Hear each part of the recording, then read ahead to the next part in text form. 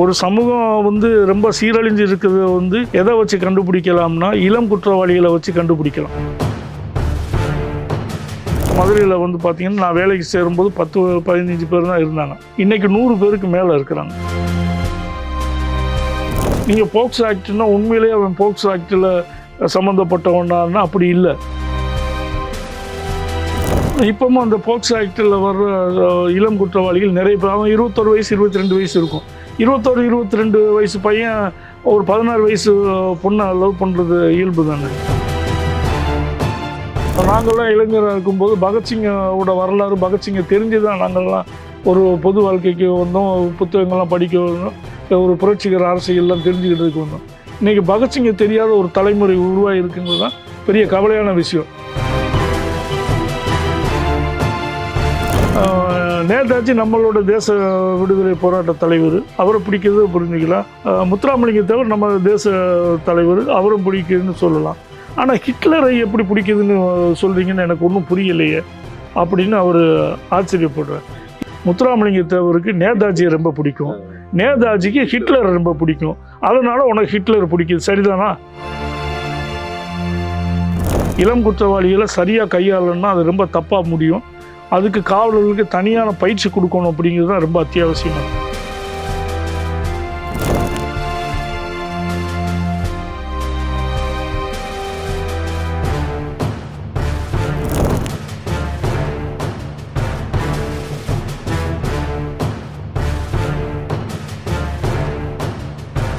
ஒரு சமூகம் வந்து ரொம்ப சீரழிஞ்சு இருக்கிறத வந்து எதை வச்சு கண்டுபிடிக்கலாம்னா இளம் குற்றவாளிகளை வச்சு கண்டுபிடிக்கலாம்.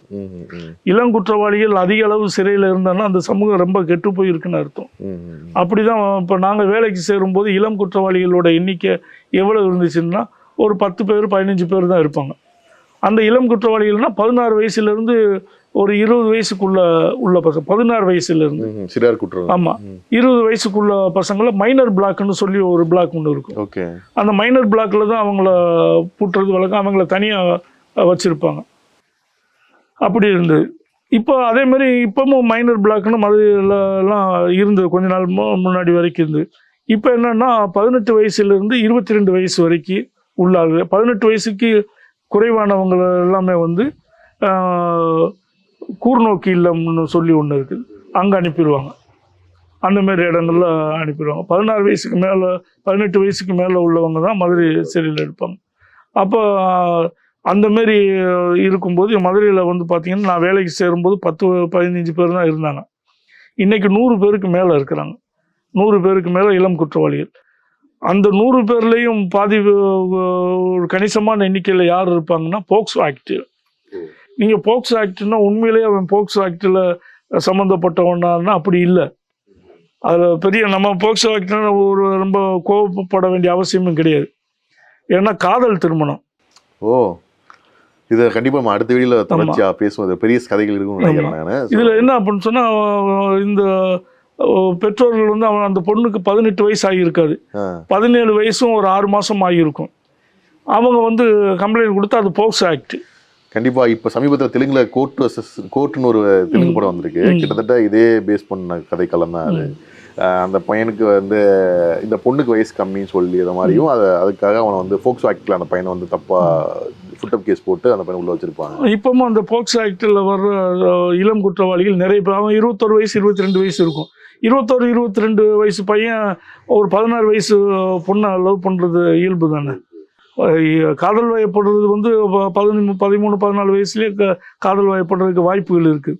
16 வயசுல பொண்ணை லவ் பண்ணி அந்த பொண்ணு வேறொரு சமூகமாக இருந்தாங்கன்னா கம்ப்ளைண்ட் பண்ணிடுறாங்க. அதில் வந்து போக்சோ ஆக்டாக வந்தது.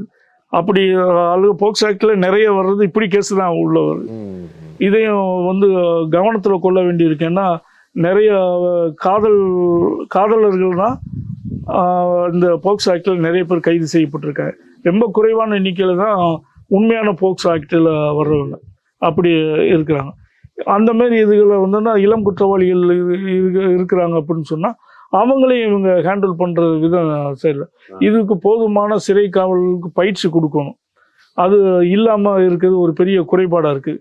என்ன அப்படின்னு சொன்னால் அவங்ககிட்ட பேசுகிறது வந்து ரொம்ப வல்கரான வார்த்தைகளில் பேசுது. வாடா போடான்னு பேசுறது, ஈவிரக்கம் இல்லாமல் அடிக்கிறது, அவன் வாழ்க்கை சூழலில் அவன் கற்றுக்கொண்ட நாகரிகம், அவன் கற்றுக்கொண்ட குடும்ப சூழல், அவன் இருக்கக்கூடிய புகைப்பிடிக்கக்கூடிய பழக்கத்தோடு இருப்பான். ஒழுக்கம் அவனுக்கு தெரியாமல் கூட இருக்கலாம். அவனுக்கு முன்னாடி ஒருத்தன் பீடி குடிச்சுனா என்னடா முன்னாடி பீடி குடிக்கிறேன்னு சொல்லி அவனை போட்டு அடிக்கிறது, வாடா போடான்னு பேசுறது. அவன் வந்து தெரியாதம்மா மரியாதையை எப்படி கூப்பிடுறது, அண்ணே அப்படின்னு சொன்ன, நான் அவன் கூட பிறந்தவனாடா, அண்ணே என்ன சொல்கிறேன் அப்படின்னு சொல்லி அடிக்கிறது. இன்னும் வல்கரா, அந்த அண்ணன்னு சொன்ன வார்த்தைக்கு இவங்க ரொம்ப வல்கரா வியாக்கியானமெல்லாம் சொல்லுவாங்க. அப்படியெல்லாம் சொல்லி இது பண்ணால் இதில் அவங்க கோவப்படுவாங்க. இப்படி ஆளுகள்லாம் வந்து இவங்களை கண்ட்ரோல் பண்ண முடியலையேன்னு சொல்லி அவங்க ரொம்ப சேட்டையும் பண்ணக்கூடாது. இளம் வயசில் இருக்கக்கூடிய கொஞ்சம் சேட்டைகளும் அதிகமாக இருக்கும் இல்லையா, அப்போ அவங்க எல்லாத்தையும் கொண்டுட்டு வந்து தனியாக பிரிக்கணும்னு சொல்லி வச்சுருந்தோம். அதுலேயும் சில சிறைகளை இதை நடைமுறைப்படுத்தினா அது நல்ல அம்சம். என்ன அப்படின்னு சொன்னால், ஃபர்ஸ்ட் அஃபண்டர்ஸ், முதல் முறையாக சிறைக்கு வர்ற இளம் குற்றவாளிகளை தனியாக பிரித்து வச்சுடுவோம். அப்போ அவங்க வந்து மற்ற வழக்கமாக வரக்கூடிய கைதிகளோட மிங்கிள் ஆக வேண்டாம், அவங்களோட இருந்து தவறான வழிக்கு போக வேண்டாம் அப்படின்னு சொல்லி ஒரு நல்ல எண்ணத்தோட அவங்கள கொண்டுட்டு வந்து தனியாக முதல் குற்றவாளி இளம் குற்றவாளிகளை தனியாக பிரித்து ஒரு செல்லில் வச்சாங்க. அவங்களுக்கு வந்து கவுன்சிலிங் கொடுக்குற மாதிரி ஒரு ஏற்பாடு. அப்போ அந்த டீமுக்கு என்னையும் பொறுப்பாளராக போட்டிருந்தாங்க.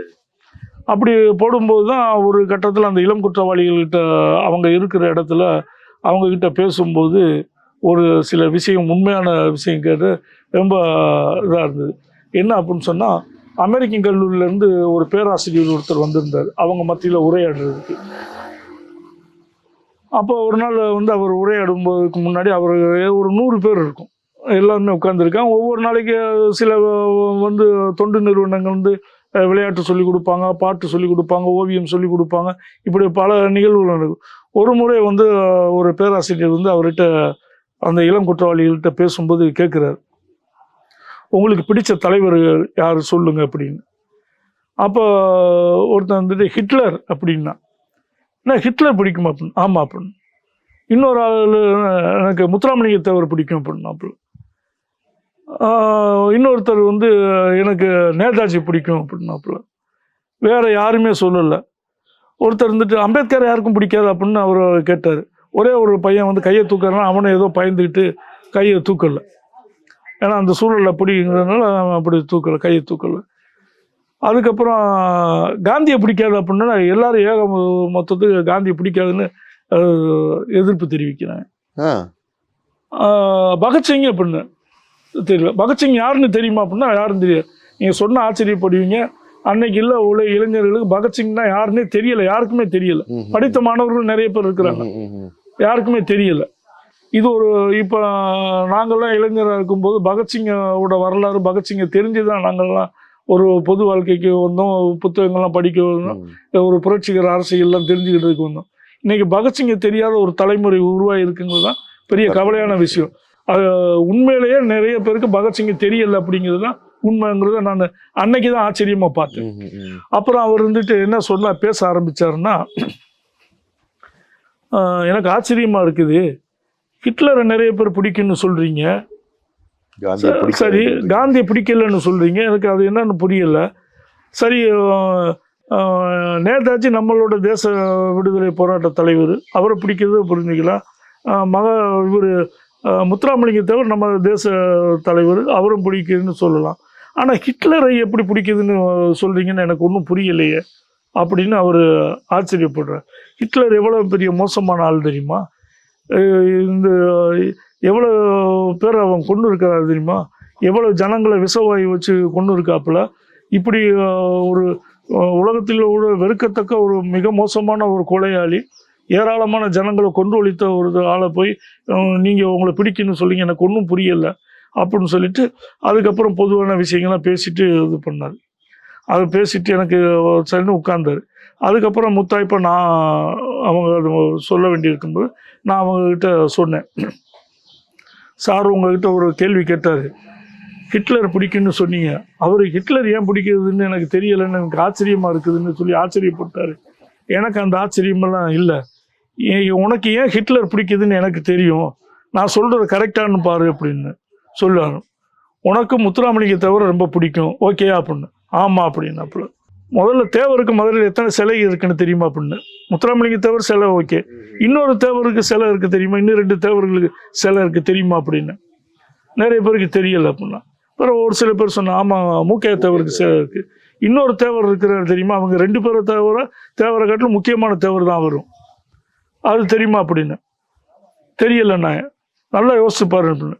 நீ யோசிச்சு பார்த்தாலும் உனக்கு தெரியாது, ஆனால் அவரும் முக்கியமானவர் தான், அந்த தேவர் உனக்கு தெரியாது அப்படின்னு சொல்லி. அவர் தான் பாண்டித்துறை தேவர், அவருக்கு சிலை இருக்குது தெரியுமா, எந்த இடத்துல இருக்குது தெரியுமா, மதுரை மெஜிரா கோட்ஸ் பாலத்துக்கு கீழே இறங்குற இடத்துல தமிழ் சங்கம் பக்கத்தில், தமிழ் சங்கத்தை நிறுவனர்கள் அவரோட பேரில் இருக்குது அந்த சிலை அப்படின்னு சொன்னேன். அந்த தேவரெல்லாம் உங்களுக்கு பிடிக்காது அப்படின்னு சொல்லிட்டு சொன்னேன். அதனால இப்போ வந்து உனக்கு என்ன அப்படின்னா, உனக்கு முத்துராமலிங்க தேவர் ரொம்ப பிடிக்கும், முத்துராமலிங்க தேவருக்கு நேதாஜியை ரொம்ப பிடிக்கும், நேதாஜிக்கு ஹிட்லர் ரொம்ப பிடிக்கும், அதனால உனக்கு ஹிட்லர் பிடிக்குது சரிதானா அப்படின்னு. அப்புறம் அவன் எல்லாருமே ஆமாம் அப்படின்னா. இப்போ பாரு ஹிட்லர் எவ்வளோ மோசமான ஆள் அப்படிங்கிறதுக்கு இப்போ சார் சொன்னார், எவ்வளோ சொன்னார்.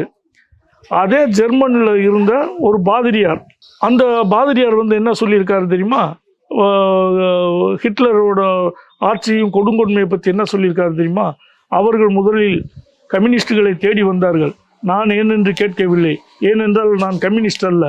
பிறகு அவர்கள் யூதர்களை தேடி வந்தார்கள், நான் ஏனென்று கேட்கவில்லை, ஏனென்றால் நான் யூதன் அல்ல.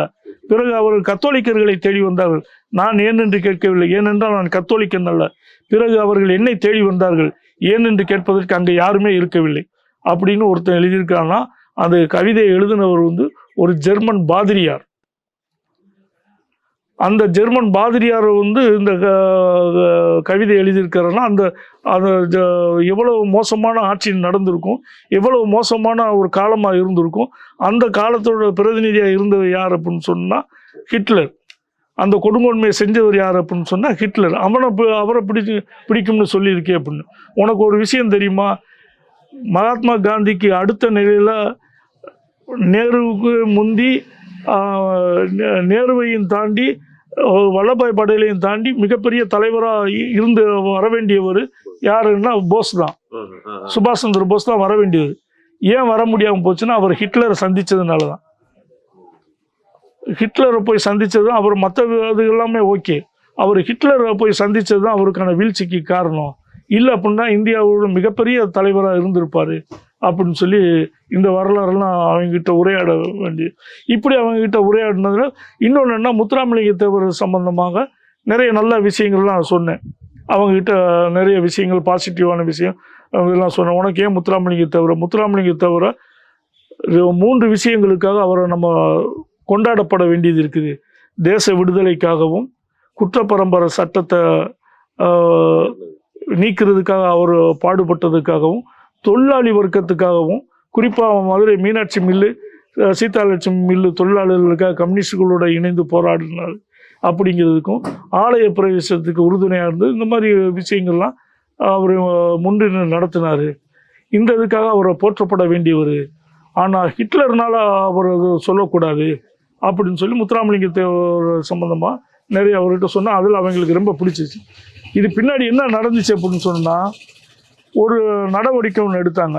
என்ன அப்படின்னு சொன்னால், சிறையில் வந்து முத்துராமலிங்க தேவர் படம் இருக்கிற இடங்கள் எல்லாமே இருக்கக்கூடாது. முத்துராமலிங்க தேவரில் சாதி ரீதியான அடையாளங்களும் சாதி ரீதியான படங்கள்லாம் அழிக்கணும்னு சொல்லி அழிச்சாங்க.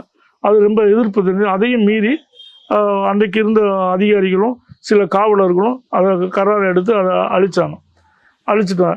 ஆனால் இந்த பையங்க தெரியாமல் முத்துராமலிங்க தேவர் படத்தை வரைஞ்சி வச்சுருந்தாங்க. நான் வந்துட்டு போய் சொன்னேன்.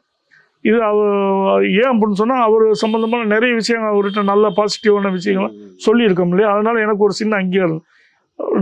சிறை நிர்வாகத்தில் அதை அழிக்க சொல்லியிருக்காங்கப்பா, அழிக்கணும் அப்படின்னு சொன்னால் அவங்க அழிக்கிறதுக்கு தயங்குவேன். அப்புறம் நான் எடுத்து அழிச்சோன்னா சரின்னு சொல்லி ஏற்றுக்கிட்டாங்க. ஏன்னா நம்ம அவரை பற்றி நிறைய விஷயங்கள் சொல்லியிருக்கோம், அவனுக்கு தெரியாத விஷயங்கள்லாம் சொல்லியிருக்கோம். அப்படி அதனால அவங்க ஏற்றுக்கிட்டாங்க. அந்தமாரி ஒரு இது இருந்துச்சு. இப்படி ஒரு விஷயம் இருக்குது. ஆனால் இந்த இளம் குற்றவாளிகள் சம்பந்தமாக நிறைய உரையாடல் வேண்டியது இருக்குது. அணுகுமுறையில் மாற்றிருக்கு. அவங்கள வந்து நெறிப்படுத்துறதுக்கு எந்த இதுவும் இல்லாமல் முரட்டுத்தனமாக கையாளணும்னா அவங்களும் அவங்க அதை எதிர்த்து இது பண்ணுவாங்க. அப்படி தான் வந்து ஜாமர் கருவிக்கு மேலெலாம் ஏறி உடம்புல இருந்து கிழிச்சு ரத்தமாக சொரிய விட்டுட்டாங்க. அப்படியெல்லாம் நடந்தது. இதெல்லாம் வந்து அவங்கள வந்து சரியாக ஹேண்டில் பண்ணாதனோட குறைபாடு. இப்போ வரைக்கும் அதில் இருக்குது பிரச்சனையும். இளம் குற்றவாளிகளை சரியாக கையாளணும்னா அது ரொம்ப தப்பாக முடியும். அதுக்கு காவலர்களுக்கு தனியான பயிற்சி கொடுக்கணும் அப்படிங்கிறது தான் ரொம்ப அத்தியாவசியமானது. கண்டிப்பாக ஆக்சுவலாக அதிகாரத்தில் இருக்கிறவங்க தன்னோட அதிகாரத்தை பயன்படுத்தி சிறையை வந்து ஒரு பள்ளிக்கூடமாக மாற்றுறதும் அல்லது மீண்டும் அதை குற்றங்களுக்கான கூடாரமாக மாற்றுறதும் அதிகாரிகளோட கையில் தான் இருக்குது. அதை வந்து இளம் குற்றவாளியோட பார்வையிலிருந்து ரொம்ப தெளிவாக விலக்கி பேசியிருந்தாங்க. ஸோ அடுத்த வீடியோவில் வேறு ஒரு முக்கியமான சிறைவாசியை பற்றி பார்க்கலாம். தொடர்ந்து சேனலை பாருங்கள், சப்ஸ்கிரைப் பண்ணுங்கள்.